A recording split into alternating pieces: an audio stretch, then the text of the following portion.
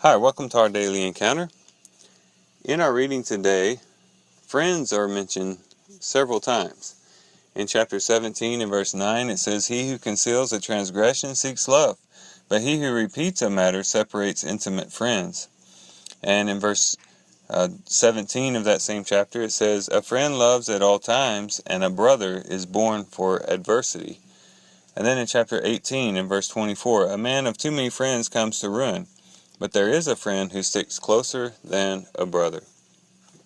What a wonderful blessing it is to have a close friend. And according to Solomon here, it's better than having a lot of friends. To have one close friend, or maybe just a couple of really, really close friends.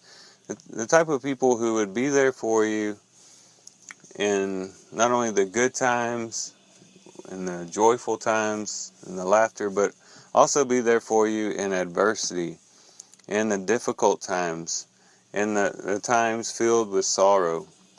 A person who has a friend that is that close and that intimate is very, very blessed. And I hope everyone listening here today has at least one friend that you could call at any time, and they would be there for you. And a friend that knows you better than most people, a person that you can share your life with and just enjoy life with. To have a friend like that is definitely a blessing. But if you don't have a friend like that on this earth, it doesn't mean that you are friendless. It doesn't mean that you don't have a friend that sticks closer than a brother and a friend that loves at all times. Because if you are a believer in Jesus Christ, you're guaranteed to have at least one friend, and that friend is way better than any other friend you could ever have in these earthly relationships that we have. This friend that I'm speaking of is Jesus Christ. In John chapter 15 and verse 13, this is what Jesus told his disciples. He says, "Greater love has no one than this, that one lay down his life for his friends. You are my friends if you do what I command you. No longer do I call you slaves, for the slave does not know what his master is doing, but I have called you friends. For all things that I have heard from my Father, I have made known to you." So Jesus here calls his disciples his friends. And we too can be his friends. Not only just the disciples that were there in the upper room when he spoke those words, but us too. How do we know that we can be a friend of Jesus and that we are a friend of Jesus? Well, he laid down his life for us. Verse 13, "Greater love has no one than this, than he laid down his life for his friends." Jesus paid the ultimate sacrifice for us and has demonstrated the greatest love towards us by laying down his life on our behalf. And this definitely demonstrates a friend that loves at all times. This is a love that we have never experienced before. Because Jesus not only died for us, but when you think about who Jesus is, the King of Glory, the Jesus who shared divinity with God and didn't think it robbery to come and make himself like a servant and to die, humble himself even to the point of death, even death on a cross. This was the high exalted Christ. This is the one who is far above all principality and power and has a dominion, a kingdom. He is the King and the Master and the Lord, and yet he died for you, and he died for me. And that demonstrates his friendship towards us. But also, as we walk obediently before him, we prove ourselves to be his friends. In verse 14, "You are my friends if you do what I command you." Now, if this was one human speaking to another human, we might think, wow, that's a little strange. I'll be your friend as long as you do everything that I tell you. But we got to remember who's speaking here. It's Jesus. It is Jesus who is speaking, and he is the master. In the very next verse, he says, no longer do I call you slaves, for the slave does not know what his master is doing, but I have called you friends. Jesus is the master. He is our master, but he's also our friend.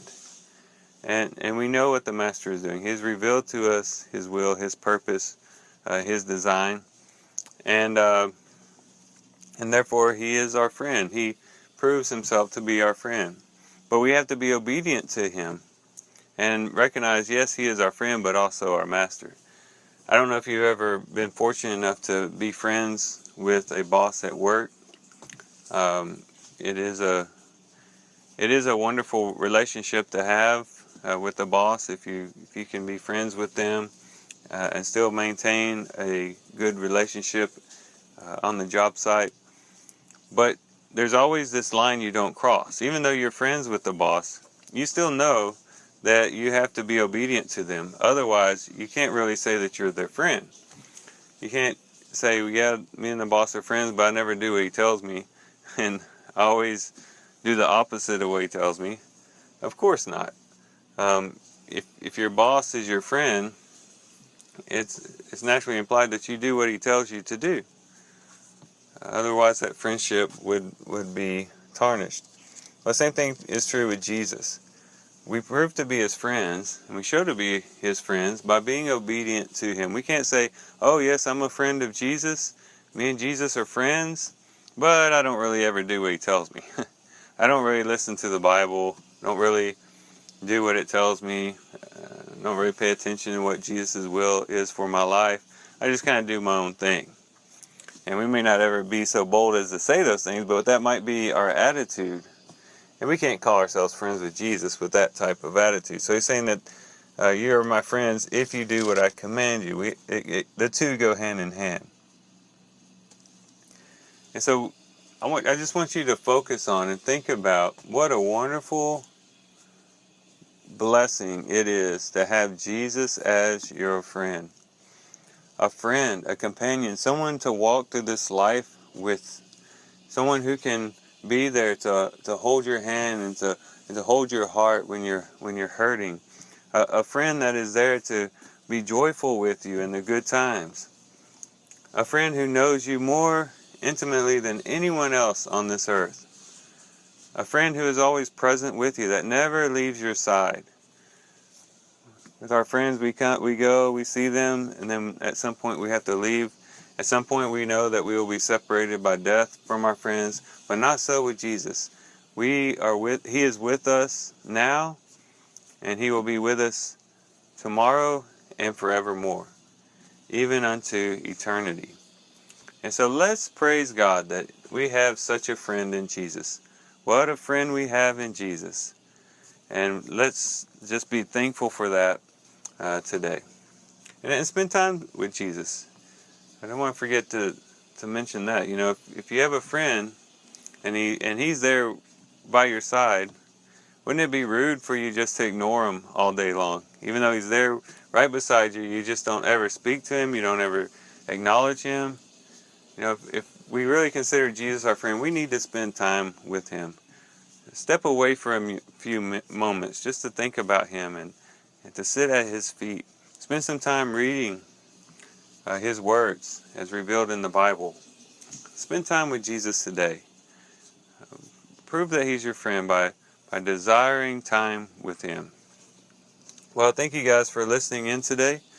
I love you guys. Hope you guys have a great day. God bless.